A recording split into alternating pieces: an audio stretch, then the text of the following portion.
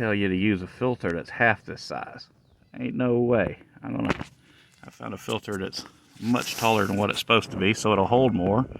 Bigger filter, bring the oil pressure up. These cars always had an oil pressure issue, and I come to find out it was because of the stupid oil filter was too small. So I found one that was just longer that'll fit. That one's already one of the longer ones. It's supposed to be half that height. They're crazy. Alrighty, there's the new oil filter.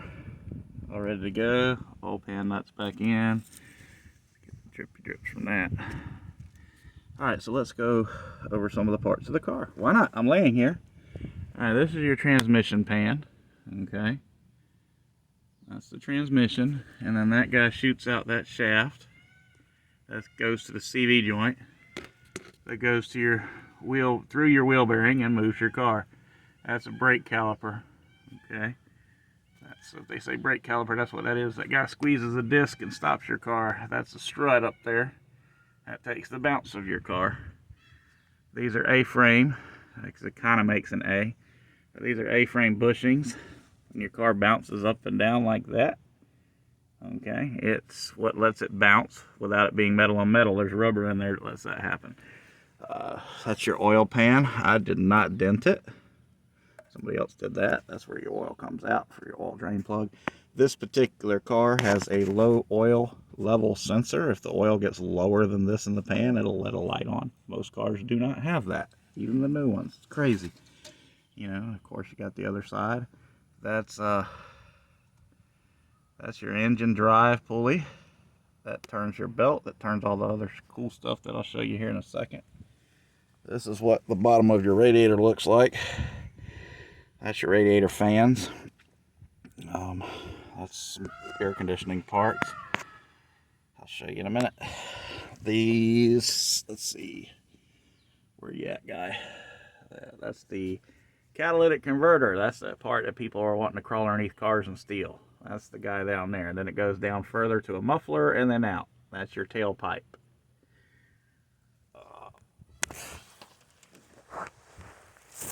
Okay. So, these are the coil packs. These are what makes the spark for the spark plugs. These are the spark plug wires. Underneath that is the spark plug. This is an alternator. This is what recharges your battery and keeps it charged going down the road. That there, underneath that, in this particular car, some of them are inside, like my minivan, is the blower motor. That's what moves your air conditioning.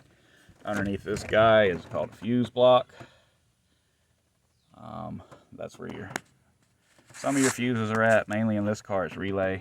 Some of the big fuses. Normally, if you pop a fuse out here, it's bad. That's your pass-through for your computer and whatnot. This is a... Turn the light on now. There we go. That's the tensioner pulley that holds the belt tight, that drives everything. Normally in the center of this, on this car it's external, some cars it's internal now, stupid. That's a water pump. That is the air conditioner compressor. That's the part that makes the air conditioner cold. Here's the top side of your radiator. Radiator cap, where you put your coolant. That is the brake booster, the round thing. That's called a brake booster. That part up top is called a brake master cylinder. That red deal there is your transmission fluid level dipstick. This is your oil dipstick. That is called an accumulator or dryer for an air conditioner. This is one of the Freon access ports. You can put Freon in. There's another one somewhere else, and I don't bother looking for it. That rusty thing there, that's called an exhaust manifold. That's where the exhaust comes out of your engine. All right. Now, with this particular motor, it's nice because this is all it takes for me to get it at even more of it. Okay, and I've upper intake manifold. All right, MAP sensor, MAP sensor. These are your fuel injectors. Here. There's 6 of them, one for each cylinder. That's your fuel pressure regulator. Mass airflow sensor goes here. Sees how much air is coming in the pipe. Air temperature sensor measures the temperature of the air coming into the engine. This model, this is the EGR valve, exhaust gas recirculation. It takes some of the engine exhaust and throws it back in there so it's burned a second time. It lowers the pollution a lot. Cruise control module, pulls the cable, goes up there to it's one of these two cables. Where you at, camera guy? Sorry, I'm holding the phone upside down, stupid.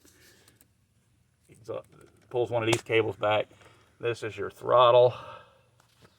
This makes your engine go vroom vroom. You can hear the gas pedal moving.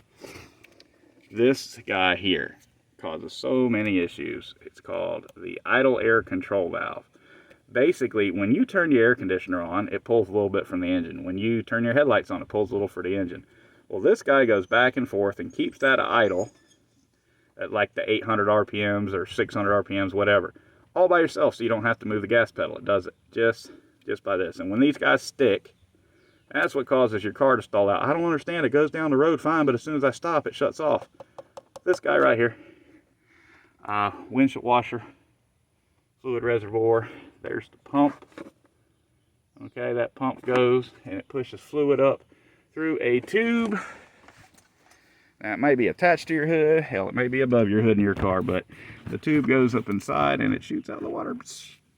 Wipers, light, and emergency hood deal where if the cable snapped, your hood won't fly off. It'll just bounce around. Battery, of course.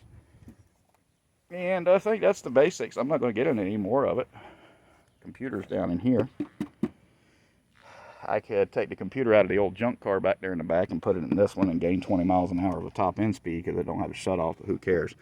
That's your transmission position sensor. When you pull your cable, it tells it what gear it's in, so it knows how to run the shift pressures and whatnot. Now, I am not a transmission man. If they go out, seals I'll change. If they go out, I buy a new one.